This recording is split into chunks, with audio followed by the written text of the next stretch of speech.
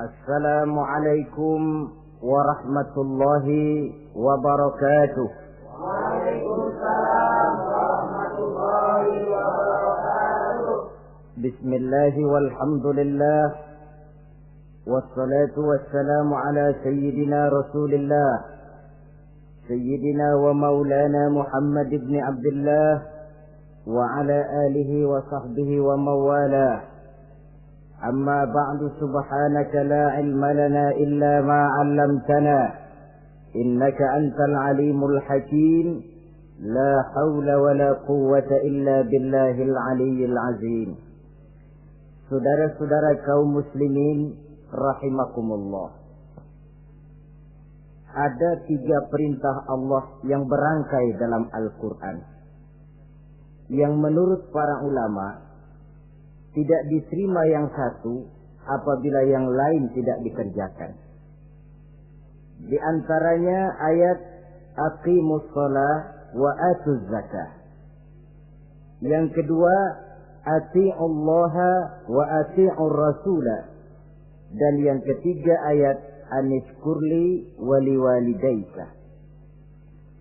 Perintah ini merupakan perintah yang berangkai. Aqimus shalah wa atuz zakah. Dirikan salat dan bayar zakat. Artinya tidak diterima salatnya orang yang tidak membayar zakat, dan tidak diterima zakatnya orang yang tidak mendirikan salat. Perintah ini berangkai pada saat salat dikerjakan, zakat apabila sampai haul dan nisabnya harus dibayarkan. Begitu juga pada ayat ati'ullaha wa ati'ur rasul. Taatlah kamu kepada Allah dan taatlah kamu kepada Rasul. Tidak diterima taat kepada Allah kalau membelakangi Rasul, dan tidak diterima mentaati Rasul kalau tidak mentaati Allah. Keduanya berangkai dan tidak terpisahkan satu dengan lainnya. Taat kepada Allah artinya harus taat juga kepada Rasul. Mengamalkan Quran artinya juga harus dengan mengamalkan sunnah. Oleh karenanya sering diingatkan, usaha memisahkan umat Islam dari Islamnya selalu diawali dengan memisahkan umat Islam dari ulamanya. Dan ini bukan urusan baru. Sejak zaman dahulu, orang-orang yang anti kepada Islam selalu berusaha memisahkan umat Islam dengan Islamnya. Caranya pertama dipisahkan umat dari ulama. Kalau cara ini berhasil, mereka masuk kepada tingkat yang kedua, ditanamkan keraguan kepada sunnah. Kalau cara ini pun juga mereka berhasil, masuk kepada bagian ketiga yang terpenting, menanamkan keraguan kepada Al-Quranul Karim. Kalau umat sudah meragukan Al-Quranul Karim, maka tidak ada lagi yang bisa diharapkan. Oleh karena itu, ati'ullah dan ati'ur rasul tidak bisa dipisahkan satu sama lain. Apabila kita mengamalkan ajaran Quran, seiring dengan itu kita juga harus menegakkan sunnahnya. Adapun ayat yang ketiga yang merupakan perintah berangkai ini, anishkurli wali walidayka, kata Allah. Hendaklah engkau bersyukur kepadaku dan bersyukur kepada ibu bapakmu. Bersyukur kepada Allah tapi tidak bersyukur kepada ibu bapak tidak diterima. Bersyukur kepada ibu bapak tapi tidak bersyukur kepada Allah juga ditolak. Oleh karenanya keduanya tidak bisa terpisahkan satu sama lain. Orang yang pandai bersyukur kepada Allah, dia harus pandai juga bersyukur kepada ibu dan bapaknya. Bersyukur kepada ibu bapak artinya berbakti kepada kedua orang tua kita. Kalau kita perhatikan, dan inilah pokok yang akan kita bicarakan pada pertemuan ini, soal berbakti kepada ibu dan bapak. Kalau kita perhatikan, kedudukan kedua orang tua dalam Al-Quran itu tinggi sekali. Kita baca misalnya dalam surah Al-Isra ayat 23. Di sana menjelaskan, وَقَضَى رَبُّكَ أَلَّا تَعْبُدُوا إِلَّا إِيَّهُ وَبِالْوَالِدَيْنِ إِحْسَانًا. Dan Allah Tuhanmu telah memutuskan, telah menetapkan, jangan kamu menyembah selain daripadanya, dan berbaktilah kepada kedua orang tua. kita perhatikan tartibul kalimat atau tertib urutan kalimat dalam ayat ini. Pertama, jangan menyembah selain kepada Allah. Yang kedua, berbakti kepada kedua orang tua. Allah, setelah itu kedua orang tua. Begitu tinggi kedudukannya sampai dirangkaikan dengan kewajiban menyembah hanya kepada Allah. Sesudah itu apa? Wabil walidaini ihsana, berbakti, berbuat baik kepada ibu dan bapak. Lalu dalam surah An-Nisa ayat 36 kita temukan wa'budullaha wa la tusyriku bihi syai'a wa bil walidaini ihsana. Sembahlah Allah, jangan engkau sekutukan ia dengan sesuatu pun, dan berbuat baiklah kepada kedua orang tuamu. Lagi-lagi di sini perintah bertauhid, perintah menyembah hanya kepada Allah dirangkaikan dengan perintah berbakti kepada kedua orang tua. Dalam kehidupan sehari-hari biasanya perintah penting lahir pertama. Perintah penting kedua lahir pada urutan kedua. Dari segi prioritas kita bisa melihat tingginya kedudukan kedua orang tua kita di dalam kehidupan ini. Lalu orang tua adalah bapak dan ibu. Keduanya mempunyai peranan yang sangat besar sejak lahirnya kita ke alam dunia ini sampai kita meningkat menjadi anak-anak, remaja, dewasa. Bapak misalnya kita lihat sibuk mencari nafkah. Ia pergi pagi, pulang sore, peras keringat, banting tulang. Karena cita dan harapan agar anaknya kelak hidup lebih baik dari dia sekarang ini. Dan untuk itu dia rela peras keringat, banting tulang. Seolah-olah dia berkata, ayahmu biarlah kaki jadi kepala, kepala jadi kaki, asal kau kelak jadi orang. Yang kadang-kadang setelah kita sang anak ini jadi orang, sering lupa kacang akan kulitnya. Sehingga boleh jadi orang lalu berkata, kalau orang tua kaya, anak jadi raja. Kalau anak yang kaya, orang tua sering jadi budak. Orang tua kaya, anak jadi raja. Apa yang dia mau jadi kenyataan. Tapi kalau anak yang kaya, kadang-kadang orang tuanya yang jadi budaknya. Lalu di samping sibuk mencari nafkah, bapak juga memberikan perlindungan dalam kehidupan ini. Menjadi simbol wibawa yang pada satu saat kita akan merasakannya kalau dia sudah tidak ada. Begitu barangkali kecenderungan orang, seperti kata Imam Al-Ghazali, kamu baru merasa pentingnya suatu nikmat kalau dia sudah hilang dari diri kamu. Kita baru terasa pentingnya sehat kalau lagi sakit. Baru tahu pentingnya gigi kalau lagi sakit gigi. Baru tahu pentingnya telinga kalau lagi budak. Tetapi pada saat normal, kita menganggap itu sesuatu yang biasa. Bukankah keberadaan seorang bapak dalam hidup ini, di samping dia pelindung, juga menjadi simbol wibawa dalam kehidupan di masyarakat? Orang sering berkata, gue bukan takut sama lo, gue segan sama orang tua lo. Masih ada yang disegani, masih ada yang dihormati. Pantas saja kalau kita ambil dari sejarah, ketika baginda Rasul ditinggal wafat oleh Khadijah, oleh pamannya Abu Thalib, gangguan kafir Quraisy makin meningkat. Kenapa? Kemarin-marin mereka mau menghadang Nabi, mau menghantam Nabi, masih mandang Khadijah binti Khuwailid, seorang bekas janda bangsawan. Mereka masih memandang Abu Thalib, orang tua yang disegani. Sekarang dua-duanya sudah tidak ada, apalagi yang mau disegani, hantam saja sudah Muhammad. Itu pun dirasakan oleh pribadi Nabi kita. Saudara-saudara kaum muslimin, apalagi yang namanya ibu, dia lebih banyak menangani kita. Pantas kalau Rasul satu saat ditanya orang, ya Rasul, siapa sih yang paling harus saya taati di dunia ini? Ibumu. Lalu siapa lagi ya Rasul? Ibumu. Kemudian setelah itu siapa ya Rasul? Ibumu. Setelah itu siapa ya Rasul? Bapakmu. Ibu, baru bapak. 3 berbanding 1. Kenapa harus begitu? Kita lihat. Pertama yang namanya ibu, sejak proses kehamilannya sudah istilah Quran hamalathu wahnan ala wahnin. Dia mengandung kita dalam keberatan yang bertumpuk di atas keberatan. Berat kuadrat.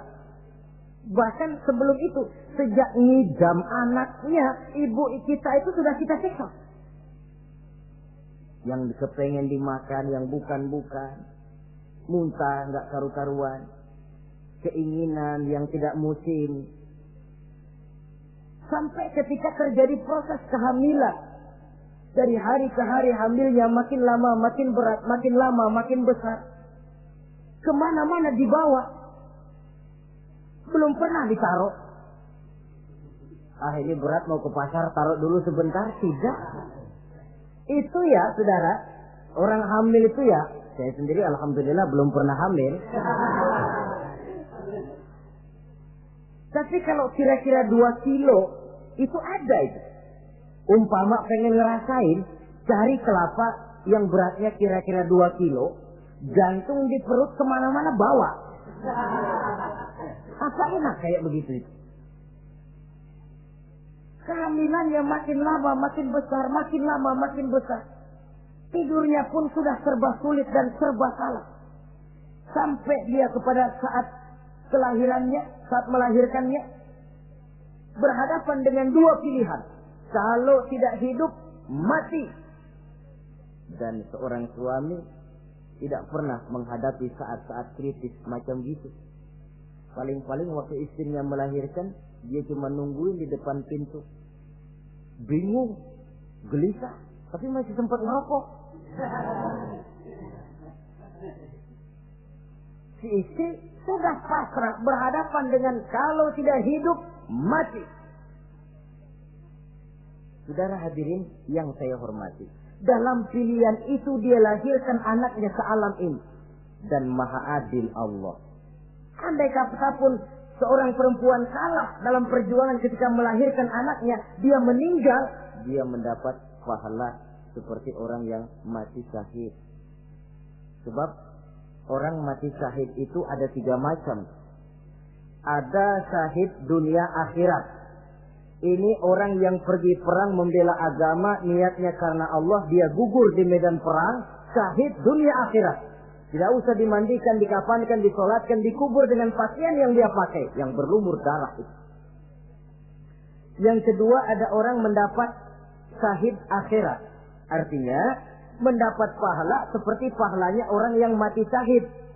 Tetapi jenazahnya tetap wajib diurus seperti biasa. Dimandikan, dikafankan, disolatkan. Hanya pahalanya seperti pahala orang mati syahid. Siapa mereka? Al-Gharik. Orang yang mati tenggelam, kelelep di kali, itu mati syahid, syahid akhirat. Apalagi sahibul hadmi, orang yang tertimpa benda keras secara mendadak, mati syahid, syahid akhirat. Di dunianya tetap wajib diurus seperti biasa. Saudara lagi jalan enak-enak ketiban batu 2 ton. Mati, mendapat pahala syahid, syahid akhirat. Tapi jangan diniatin. Kalau diniatin, saya mah pilih selep aja dah. Lu nyebur ke kali, mati, syahid. Tidak. Konyol malah itu, bunuh diri namanya. Nah, di antaranya yang mati syahid itu perempuan yang meninggal pada saat melahirkan anaknya. Tapi masalah kita dalam pilihan antara hidup dan mati, dia lahirkan anaknya ke alam ini. Lalu proses mengasuh dan membesarkan lebih banyak sang ibu ketimbang sang bapak. Tengah malam, bapaknya sudah asik tidur lelap. Si ibu masih saja berkutat dengan anak bayinya. Dibungkusnya pakaian, si anak pun pipis digantinya itu. Setelah itu dijaganya juga dari gigitan nyamuk. Sehingga pepatah bilang kasih ibu sepanjang jalan, kasih anak sepanjang galah. Ini berarti bahwa bagaimanapun upaya hendak menebus jasa daripada ibu, memang sulit untuk tersebut. Oleh karenanya saudara-saudara, pantas saja kalau Nabi sampai 3 kali ibumu, ibumu, ibumu, setelah itu bapakmu. Nah, oleh karenanya apa sebenarnya kewajiban seorang anak kepada kedua orang tuanya? Dengan kata lain, bagaimana kita berusaha untuk berbakti kepada ibu bapak ini? Di dalam kitab Tanbihul Ghafilin ada dijelaskan, lil walidi 'alal waladi asharatu huquqin.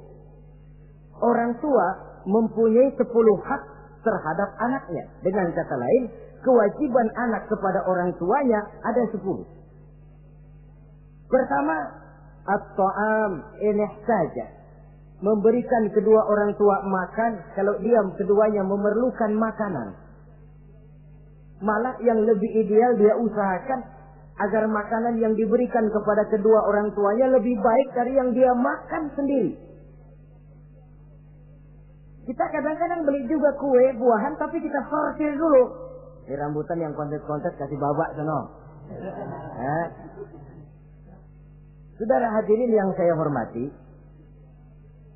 satu saat Nabi Musa pernah memohon kepada malaikat Jibril, "Ya Jibril, tolong tunjuki siapa kira-kira teman saya di surga nanti." Lalu Jibril mohon kepada Allah, Allah memberitahu Jibril kasih tahu Musa, temannya di surga nanti tukang daging di pasar, jualannya di pojok parasnya begini-begini, semin. Nabi Musa ingin tahu apa keistimewaan tukang daging ini kok akan jadi teman saya di surga nanti. Dia samperin, "Assalamualaikum." "Waalaikumsalam." Lalu kenalan. Setelah datang waktu pulang, Nabi Musa ikut ke rumah tukang daging ini. Diambil daging. Sampai di rumahnya, itu daging dia rebus. Dia rebus, matang, dia hidangkan kepada ibunya yang sudah tua renta. Disuapinya ibunya. "Tiap hari kamu kerjakan ini?" "Tiap hari," kata si anak tadi. "Saya beri makan kedua orang tua ibu saya yang sudah tua renta itu." Si ibu setelah disuapin oleh anaknya berdoa, "Allahumma ja'al ibni jalisa Musa fil jannah." Ya Allah, jadikanlah anak saya ini teman Nabi Musa di surga nanti. Amalan si anak cuma nyuapi ibunya, tapi doa ibunya itu yang dijawab dan diterima oleh Allah. Si ibu berdoa, "Ya Allah, anak saya ini jadikan teman Nabi Musa di surga nanti." Allah kabulkan doa ibu yang tiap hari disuapi diberikan makan oleh anaknya. Jadi taruhlah kita sebagai anak ini, ibadah kita barangkali menyebabkan doa kita belum begitu diterima oleh Allah. Permohonan kita barangkali masih nyangkut di langit. Tapi jikalau kita bisa menyenangkan hati ibu bapak kita yang mendoakan kita, insya Allah makbul. Sebab orang tua itu doanya makbul, sumpahnya juga manjur. Kalau ibu sudah berkata, "Nak, air mata yang tertumpah terurai untuk mengasuh dan membesarkanmu, nak. Air susu ibu yang kau minum sampai kau tumbuh menjadi dewasa semacam ini, seluruh cucuran keringat dan jerih payah ibu rela, nak. Mudah-mudahan kau jadi orang berguna. Insya Allah hidup ada berkahnya." Tapi kalau hati orang tua sudah masghul, apalagi sampai keluar sumpahnya, banyak legenda-legenda, entah itu yang namanya si Malin Kundang, anak durhako, entah itu riwayat-riwayat lain yang menjelaskan bahwa tidak ada keberkahan yang bisa tegak tanpa doa dari ibu dan bapak. Saudara-saudara kaum muslimin yang saya hormati, memberikan makan kepada kedua orang tua. Sekarang kalau kedua orang tua mampu bagaimana? Tidak jadi soal. Tidak jadi soal orang tua mampu atau tidak kita memberikan, mengirimkan makanan. Apalagi kalau orang tua kita sudah lanjut usianya, ialah kalau umur 40-50 tahun masih bisa makan sendiri. Tapi pada saat saudara yang berbahagia dikaruniai orang tua berumur panjang, 70, 80, 90 tahun, sesuai dengan janji Allah, "Wa man nu'ammirhu nunakkishu fil khalqi." Siapa yang kami panjangkan umurnya, kami kurangi bentuk kejadiannya. Artinya berkurang nikmat Allah itu. Panjang umur, nikmat berkurang. Artinya mata sudah lamur, pikiran sudah rada pikun. Nunakkishu fil khalqi. Berkurang kejadian asalnya itu. Kesempurnaannya sudah tidak ada lagi. Mengurus orang tua macam begitu memang kalau nurutin pegawainya ya makan nasi. Kadang-kadang karena pikun pagi-pagi pengen kita beli es puket. Makan. Lagi zaman susah tukang bubur kepengen makan bubur. Tapi di situ ujian. Begitulah dahulu orang tua kita melayani kita dikala kita belum masih merah, belum bisa berbuat apa-apa, belum punya pilihan. Tapi mereka sabar, mereka ikhlas. Tidak sabarkah kita? Tidak ikhlaskah kita di hari tua mereka? Kita mengasuh dan melayani mereka. Kadang-kadang karena rewel, anak kelepasan omong. Udah tua, rewel aja. Hancur hatinya. Dalam keadaan tidak berdaya, mendapat kata yang tidak enak lagi dari anak-anaknya. Saudara hadirin yang saya hormati, jadi soal orang tua mampu atau tidak memberi makan, itu bukan soal, tapi kewajiban anak memberikan makan kepada kedua orang tuanya. Ini kewajiban yang pertama. Kewajiban yang kedua, al-khidmatu in ihtaja. Al-khidmah artinya berbakti kepada ibu dan bapak. Satu hari ketika kumpul dengan para sahabat, Nabi pernah berpesan kepada Sayyidina Umar bin Khattab radhiyallahu anhu. Umar, saya ya Rasul. Nanti kalau kamu sempat datang ke kota Madinah, Umar, cari anak muda yang bernama Uwais Al-Qarni dan kau minta didoakan olehnya. Sayyidina Umar heran. Ini yang menyuruh Rasul. Padahal Rasul doanya mustajab. Dan lagian masih banyak orang-orang tua. Kenapa kalau datang ke Madinah suruh cari anak muda namanya Uwais Qarni dan minta didoakan olehnya?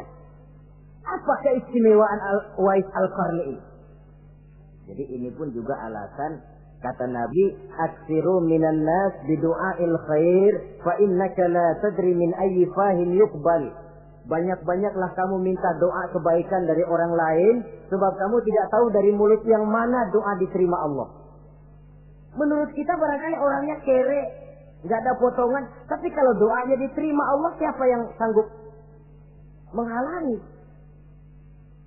Ada orang bilang, enakan doa sendiri langsung mantap, tidak jelek. Tapi minta didoakan orang lain pun tidak salah. Saudara-saudara yang saya hormati, kadang-kadang tukang minta-minta pengemis datang ke rumah.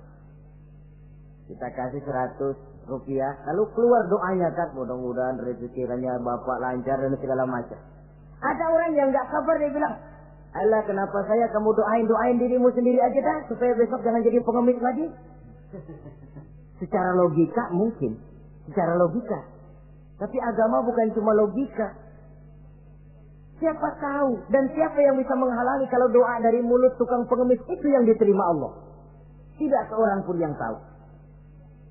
Nah, Sayyidina Umar heran, apa sih keistimewaan Uwais Al-Qarni ini? Ketika beliau ke Madinah diselidiki, apa keistimewaan si Uwais ini?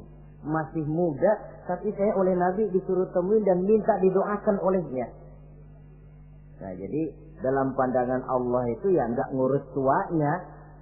Yang afdal itu yang tua dan banyak ibadahnya, dekat dengan Allah. Tapi kalau tuanya cuma kejemur, ya yang mending-mending yang muda dan banyak ibadahnya. Uwais Al-Qarni ini secontoh. Apa ibadah Uwais Al-Qarni? Ternyata dia seorang anak yang sangat berbakti kepada ibunya. Ayahnya sudah meninggal. Dia pernah menggendong ibunya dari Madinah ke Mekah cuma untuk bikin haji dan untuk bertemu dengan Rasul. Sayang, tidak sempat bertemu dengan Rasul. Menggendong ibu dari Madinah ke Mekah itu kira-kira 465 kilo ya. Jakarta Semarang. Digendong ibunya. Kita kadang-kadang ibu kita ini sudah sakit payah. Mau ke dokter saja. Masih manggil orang, tolongin gotongin mak gono. Masih minta tolongin. Berat kita. Uwais Al-Qarni menggendong ibunya cuma untuk menunaikan ibadah haji dan bertemu dengan Rasul. Rupanya karomahnya itu muncul karena dia merupakan anak yang sangat bakti kepada ibunya. Jadi Allah memberikan karomah itu ya, ada yang karena orang rajin tahajud, ada yang karena tangannya pemurah, dermawan, ada yang karena sangat berbakti kepada kedua orang tuanya, ada yang karena rajin baca Quran, ada yang karena rajin melaksanakan puasa sunnah. Timbul karomahnya, keistimewaan yang diberikan Allah kepadanya. Jadi bakti kepada ibu dan bapak mendatangkan karomah, keistimewaan yang diberikan Allah kepada kita. Kayak Uwais Al-Qarni ini. Kalau dilihat dari segi ibadah, dia masih muda. Tentu lebih banyak ibadahnya macam Umar bin Khattab. Tapi karena baktinya kepada ibunya, sampai Nabi pesan Sayyidina Umar, kalau kau sempat ke Madinah, cari anak muda bernama Uwais Al-Qarni, minta didoakan olehnya. Artinya doanya dikabul oleh Allah Subhanahu wa ta'ala. Saudara-saudara kaum muslimin yang berbahagia. Kewajiban yang ketiga, al-ijabatu in da'a. Menjawab, memenuhi panggilan orang tua apabila keduanya memanggilmu. Menjawab panggilan kedua orang tua. Dan cara menjawab ini pun Al-Quran memberikan tuntunan etiknya. Wala taqul lahuma uffin. Jangan kepada kedua orang tuamu ngomong uff. Uff, hus, oi. Itu dianggap kurang etis. Saudara hadirin yang saya muliakan, menjawab panggilan orang tua merupakan kewajiban anak dan merupakan hak dari orang tuanya. Dia berhak untuk dijawab panggilannya dan anak berkewajiban untuk menjawab panggilan orang tuanya. Mari kita ikuti satu riwayat bahwa ada seorang anak muda yang soleh, tekun melaksanakan ibadah, namanya Jurayj. Satu hari Jurayj ini sedang sholat sunnah. Ketika dia sedang sholat itu, ibunya manggil, Jurayj, kan? Jurayj, sini sebentar. Ibunya rupanya tidak tahu kalau Jurayj sedang sholat. Mendengar panggilan ibunya, Jurayj bimbang dalam hati. Allahumma ummi am sholati. Ya Allah, sembahyang saya terusin atau panggilan ibu yang saya jawab? Saya sholat sunnah, tapi menjawab panggilan ibu wajib. Mana ini? Bimbang. Dia, ibunya manggil lagi, Jurayj ta'ali, Jurayj sini. Makin bimbang. Allahumma ummi am sholati. Ya Allah, yang mana? Sholat terus atau menjawab panggilan ibu? Rupanya dia pilih sholat terus, saudara-saudara. Dia tidak jawab panggilan ibunya.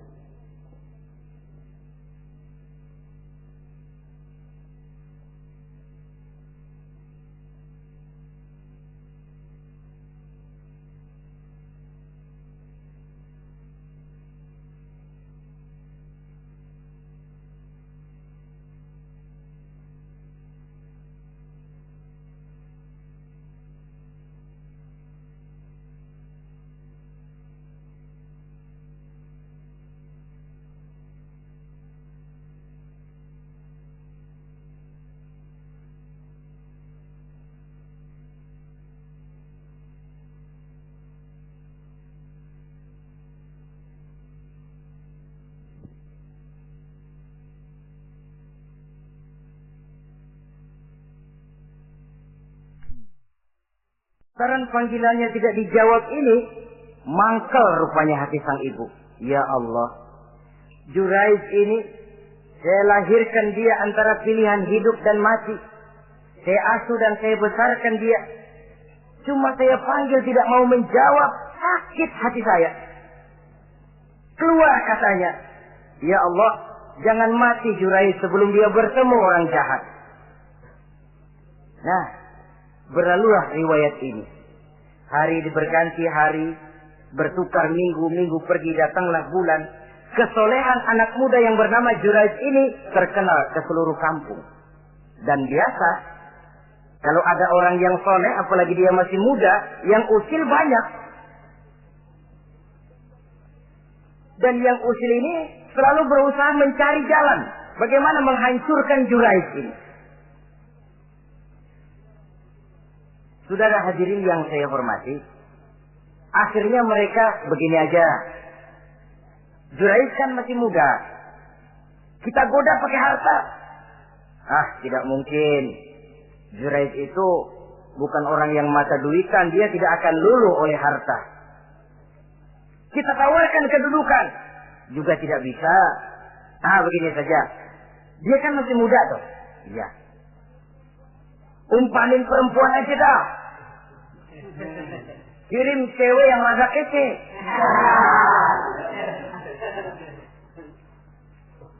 Dicarilah perempuan untuk menggoda Jurais ini. Sampai satu malam Jurais sedang ibadah di mihrab dalam masjid. Masuk perempuan ini dengan langkah gemulai, dengan suara merdu mendayu-dayu, mencoba merayu, membujuk, memperdaya, mempesona Jurais. Tapi enggak kena. Sejak dari berpakaian lengkap si perempuan ini, sampai bahasa Arabnya uryanun thalik, tanpa sehelai benang pun lagi lekat di badannya. Menggoda Jurais, memegang Jurais, muter-muter di depan Jurais, tanpa selembar benang pun lekat di badannya. Jurais mantap. Si perempuan karena sudah kadang merasa dibayar lalu nggak berhasil kan malu. Akhirnya dia keluar dari masjid, dia pergi ke sebuah kampung, di sana dia berzina dengan seorang pengembala kambing dan hamil. Ketika hamilnya besar, si perempuan ini kemana-mana pidato. Saudara-saudara, kenal nggak Jurais? Kenal. Yang katanya rajin benar ibadah tuh, yang mainannya di masjid melulu, yang mainannya tasbih melulu. Nih, perut saya nih. Dia urusannya tuh. Jurais, apa betul? Oh. Akhirnya Jurais dicari orang, macam-macam, yang caci maki, bahkan ada yang bikin pakai batu sampai berdarah kakinya, berdarah tangannya. Caci maki orang sudah nggak karu-karuan. Masjid lu ya, topeng doang lo.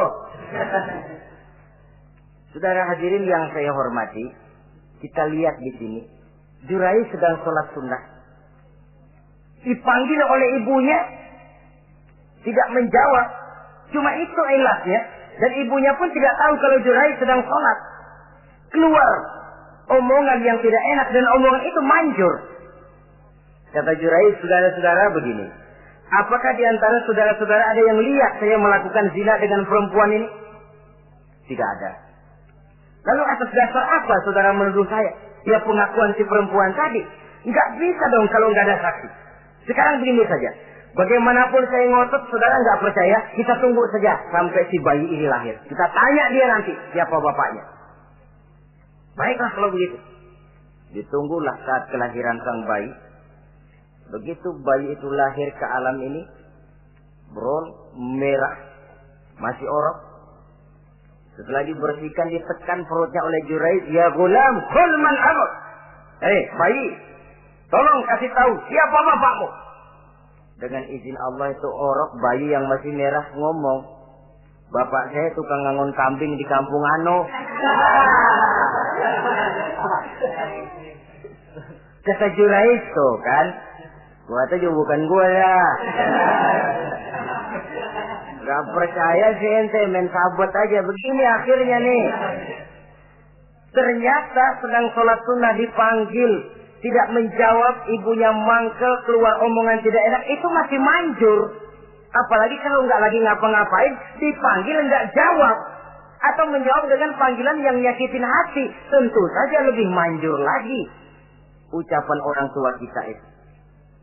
Saudara-saudara yang saya hormati, jadi kewajiban ini al-ijabatu inda'a, menjawab apabila dipanggil. Teorinya mudah ini, prakteknya yang sulit. Pada suatu saat kita sedang menghadapi urusan yang sangat penting, orang tua manggil. Pada suatu saat kita sedang menghadapi tamu untuk sesuatu yang vital, orang tua manggil. Pada saat semacam itu, seperti ada hadis, tuan rumah wajib menghormati tamu. Itu sih mudah dalam situasi normal. Tapi coba malam kita sudah nggak tidur, begitu mau tidur baru mau ngelayat, assalamualaikum tamu. kondisi begini untuk mengamalkan hadis tadi bisa apa tidak menghormati tamu dalam kondisi yang memang kita ini sudah mestinya istirahat. Mestinya kan hati kita. Kamu nggak tahu diri banget, gue mau tidur. Datang. Kalau kondisinya normal, menghormati tamu bukan sesuatu yang sulit. Begitu juga menjawab panggilan orang tua ini. Kalau kondisinya normal, mudah.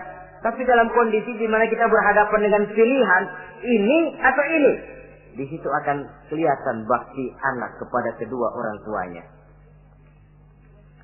Yang keempat, kewajiban anak al-ita'atu in amara ghairi maksiyatin. Taat kepada ibu bapak sepanjang perintahnya tidak untuk maksiat kepada Allah. Kalau sudah perintahnya untuk maksiat, gugur kewajiban untuk taat. Umpamanya ada orang tua ngajak anaknya, "Nak, Om, warung pojok yuk." "Ngapain, Mbak?" "Kita teler." Umpama anak tidak wajib taat. Atau ada orang tua musyawarah sama anaknya, "Nah, gimana kalau kita pindah agama saja?" Tidak wajib taat. Sepanjang perintah itu tidak untuk melakukan maksiat kepada Allah, anak wajib taat. Dan jangan lupa, kewajiban taat kepada kedua orang tua di bawah kewajiban taat kepada Allah dan Rasulnya. Allah dan Rasulnya, setelah itu ibu bapak. Apabila perintah tidak untuk melakukan maksiat, maka anak wajib untuk melakukan taat kepada kedua orang tuanya. Ini kewajiban yang keempat. Apatah lagi kalau cuma sekedar diperintah ngaji, diperintah sekolah, diperintah melakukan membantu pekerjaan yang ada di rumah. Itu sudah perintah yang di samping bermanfaat buat keluarga, juga menyangkut hari depan kita sendiri sebagai anak. Kadang-kadang memang kita mengukur dari sudut kepentingan kita tanpa melihat jauh ke depan. Misalnya, ada anak pulang sekolah langsung ambil layangan sama benang berangkat ke lapangan. Orang tua karena melihat jauh ke depan, anak ini lelahnya belum hilang. Dipanggil, "Nak, pulang nak, jangan main layangan. Sini dulu kau istirahat, makan, sholat, tidur siang nak. Nanti bangun tidur barulah main." Si anak mungkin hatinya ngedumil, "Bapak, orang main layangan aja dilarang." Ini kesan yang timbul. Orang main layangan saja kok dilarang. Padahal larangan ini adalah untuk kemanfaatan dan kemaslahatan si anak itu sendiri. Tapi anak tidak mau mengerti. Yang dia tahu, dia dilarang main layangan. Itu cuma karena pandangannya yang tidak jauh menerawang ke depan. Pepatah bilang, sekejam-kejamnya macan tidak ada yang makan anaknya sendiri. Artinya, bagaimanapun kondisinya, orang tua itu tidak ada yang akan sampai untuk menyengsarakan anaknya. Saudara-saudara kaum muslimin rahimakumullah. Jadi yang keempat, kewajiban untuk taat sepanjang tidak melakukan maksiat kepada Allah Subhanahu wa taala. Yang kelima, at-takallum ma'ahu bil-lin. Apabila bercakap-cakap dengan kedua orang tua, hendaklah dengan tutur kata yang lemah lembut.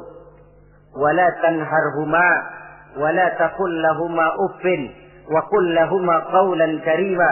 Jangan membentak, jangan uff saja, hus saja, itu sudah tercela dan tidak boleh menurut ajaran agama. Apatah lagi sampai membentak, maaf, apalagi sampai melakukan tindakan kekerasan. Menendang orang tua, na'udzubillah, summa na'udzubillah. Memukul orang tua sendiri, Allah karim. Orang tua yang menyebabkan secara zahir keberadaan dia ke alam ini, sampai hati ditendang, dipukul, dibangsat-bangsati.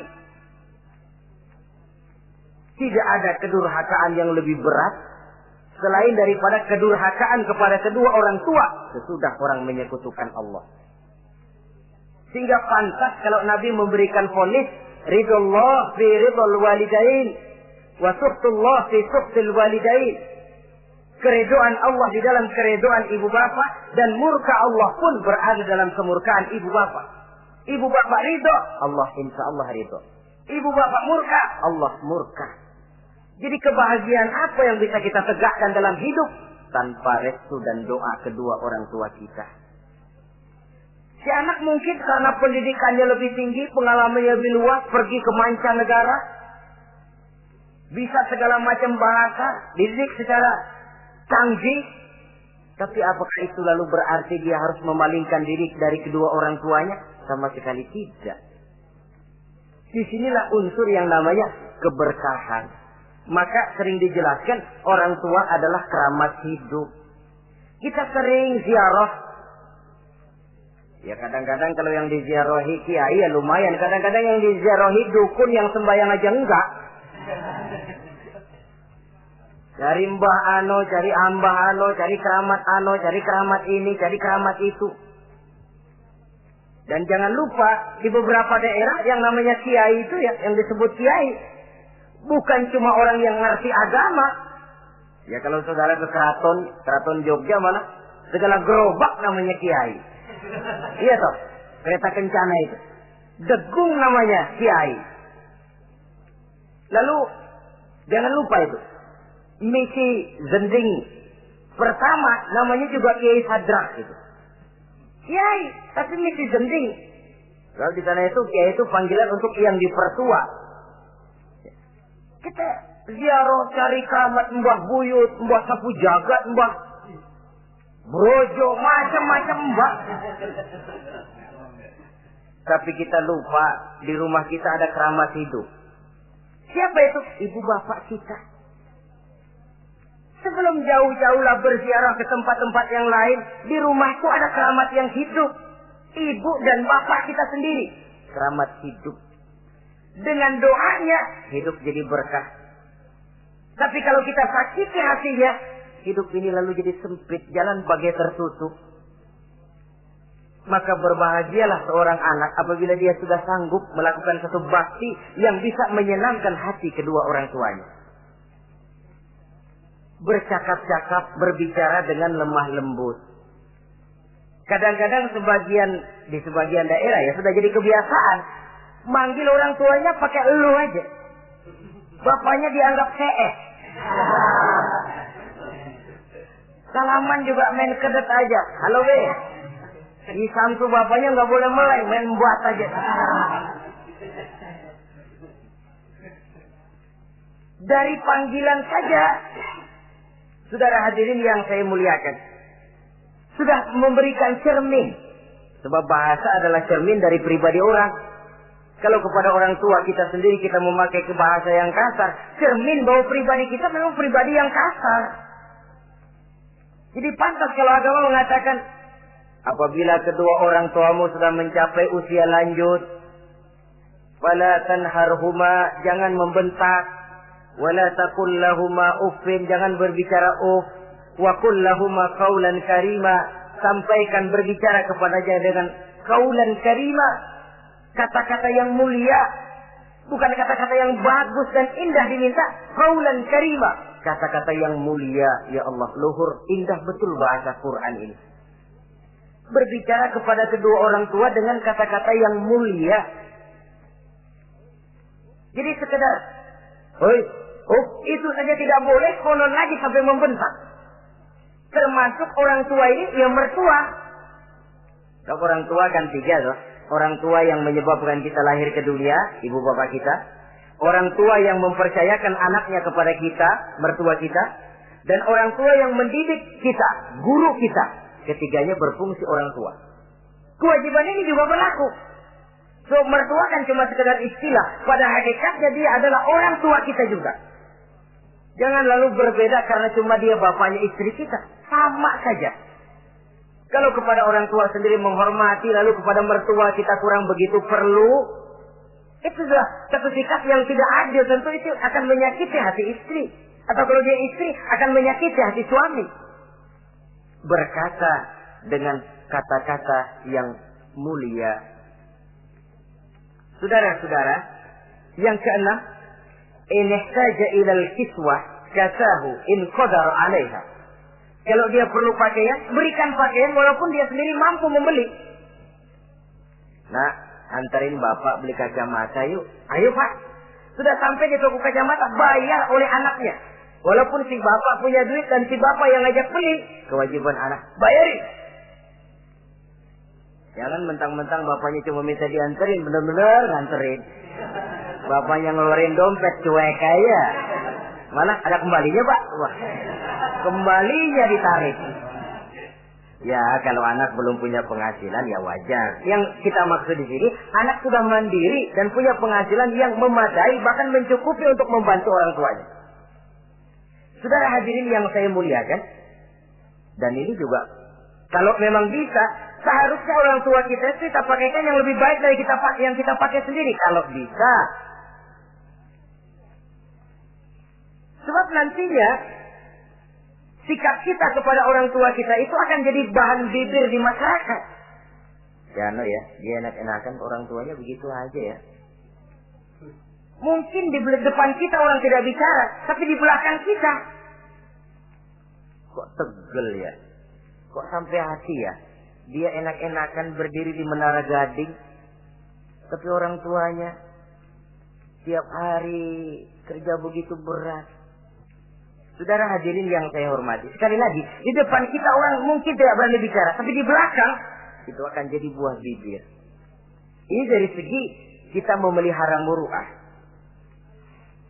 Yang ketujuh, al-masyu khalfuhu. Kalau jalan, mengiring. Artinya, di belakang orang tuanya. Ini adabnya. Adab berjalan. Saudara yang saya hormati, ini yang dicontohkan oleh baginda Rasul. Jika berjalan dengan orang-orang tua, beliau belakangan. Kenapa? Ini merupakan simbol penghormatan kita kepada orang yang lebih tua daripada kita. Tidak mentang-mentang karena pendidikan lebih tinggi, merasa dirinya lebih tahu, lebih pengalaman, selonong boy. Orang tua tahu apa sih? Ngir. Waduh, hebat. Saudara hadirin yang saya hormati, al-masyu khalfuhu. Berjalan di belakangnya. Begitu juga untuk mengemukakan pendapat.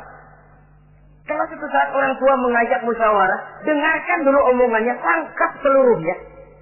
Kalau kita merasa bahwa itu salah, jangan lalu dipotong. Salah, Pak, jangan begitu, Bapak kolot sih. Salah, jangan. Sebab itu akan menyakiti hatinya. Kalau hatinya terluka, itu sudah merupakan suatu dosa, melukai hati kedua orang tua. Kalau kau dianggap kita diminta mengemukakan pendapat, kemukakan pendapat itu. Kalau menurut saya sih begini. Dan itu memang orang tua yang bijaksana. Dia juga tidak cuma memaksakan pendapatnya, tapi juga minta pendapat dari si anak. Ada timbal balik. Sistemnya komunikasi keseimbangan. Inilah makna ucapan Nabi. Bukan termasuk golonganku, kata Nabi. Orang tua yang tidak sayang kepada anak muda. Dan orang muda yang tidak menghormati orang tua. Bukan golonganku. Jadi seimbang tuh. Yang tua sayang yang muda hormat yang tua. Tapi yang tua jangan minta dihormati. Ini kewajiban orang muda, hormati. Kewajiban yang tua apa? Sayangi yang muda. Jangan mentang-mentang yang muda harus menghormati yang tua. Lalu yang tua minta dihormati, gila hormat. Gua kan tuaan lo, kalau salaman sama gue cium tangan ya. Pokoknya kalau lo nggak nanya, gua nggak nanya. Mentang-mentang tua lalu pasang tarik. Tidak, malah kalau menurut tradisi Islam ya, tradisi Islam saya katakan, Nabi itu siapapun yang beliau temui, beliau yang pertama kali memberi salam.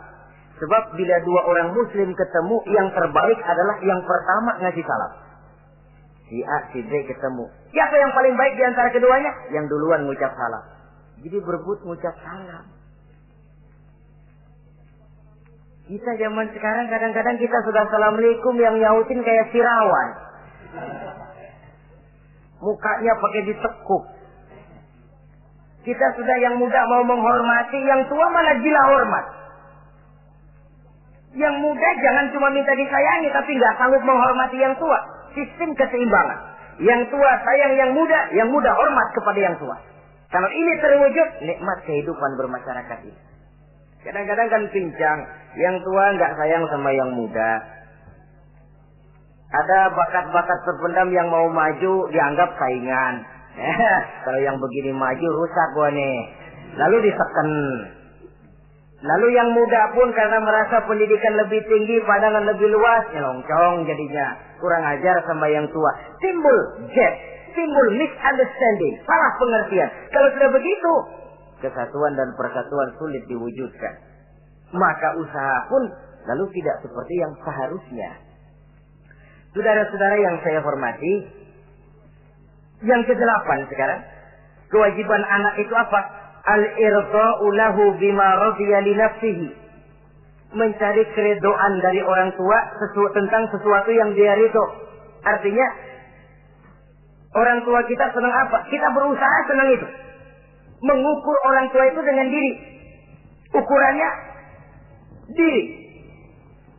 Yang orang tua kita senang, kita berupaya senang. Orang tua kita senang ngaji, berusaha kita untuk senang hadir di majelis taklim. Orang tua kita senang baca Quran, kita juga berupaya senang baca Quran. Sebab yang paling membesarkan hati orang tua sesungguhnya tidak lain kalau dia melihat anaknya ini sesuai dengan yang dia harapkan. Oh, kalau sudah begitu orang tua itu cucuran keringatnya, peras keringat banting tulangnya, jibakunya, rasanya hilang capeknya. Kebahagiaan orang tua tidak cuma kalau anaknya jadi kaya lalu mengantarkan makan, minum, buahan, peralatan yang serba lengkap, tidak. Lebih dari sekedar itu orang tua berharap dia bisa menerima pensiunan pahala dari meninggalkan anak yang soleh. Alangkah indahnya jika orang tuanya nanti wafat meninggalkan alam ini, anak-anaknya mengurubungi di sekelilingnya, memimpin orang tuanya membacakan syahadat. Anak-anaknya juga yang memandikan, anak-anaknya yang menyolatkan, anak-anaknya yang menurunkan dia ke liang lahat, anaknya yang mendoakan. Alangkah nikmatnya orang tua macam itu. Tapi kan langka. Di samping karena memang orang tua kurang mengarahkan, anak pun kurang perhatian ke arah itu. Begitu bapaknya mati, ambil mana ambil, suruh mandiin. Akan lebih baik kalau anaknya yang mandi. Tangga panggil nyembayangi, anaknya malah nonton dari jauh, nggak ikut nyembayangin, mau kok tegel. Kenapa nggak ikut nyembayangin? Ya nggak bisa sembayangnya. Ya kalau macam Abu Nuwas dulu nggak bisa, masih ada akal. Ikut sembayang jenazah. Dia nggak tahu kalau sembayang jenazah itu cuma diri, nggak pakai ruku, nggak pakai sujud.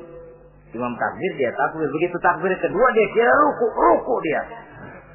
Habis takbir lagi sujud. Orang-orang gak ada yang sujud. Bingung. Selesai ditanya dia, Abu Nawas kenapa tadi pakai sujud? Dia bilang ini mayit dosanya kebanyakan.